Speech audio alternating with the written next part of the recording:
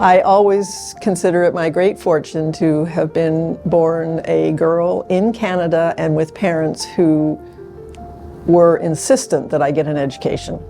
They didn't care what I decided to do, but I had to get educated and be able to be independent.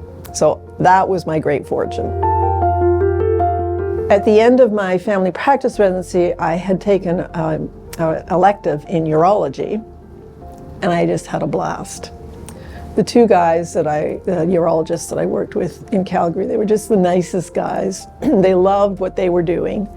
And I got to do all this cool stuff, you know, looking through the scopes and putting little catheters up the ureter and taking x-rays. And they just let me do all of this stuff, which I just loved. An opportunity came where my fellowship mentor, Ralph Clayman, was at Washington University in St. Louis.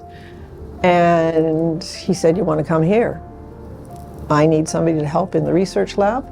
And we've just started doing this work on laparoscopic renal surgery. And so I said, yeah, hey, let's try it.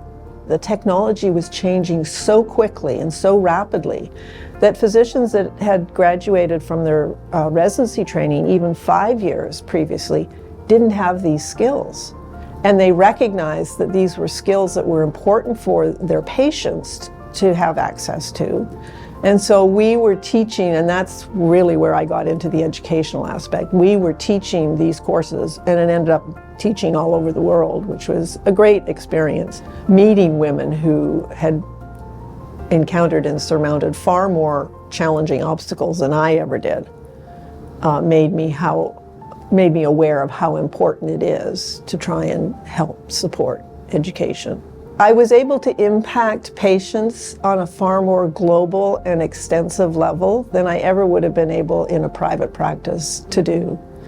And that is satisfying to know that you have helped to improve, you know, the quality of medical care, surgical care for patients with urologic disease. It's so important to leave yourself open to try these different things because you never know for sure what's going to light that spark of passion. And it needs to be something that you truly want to do, not that somebody's told you is the good thing to do or the better thing or that, you know, you would be good at.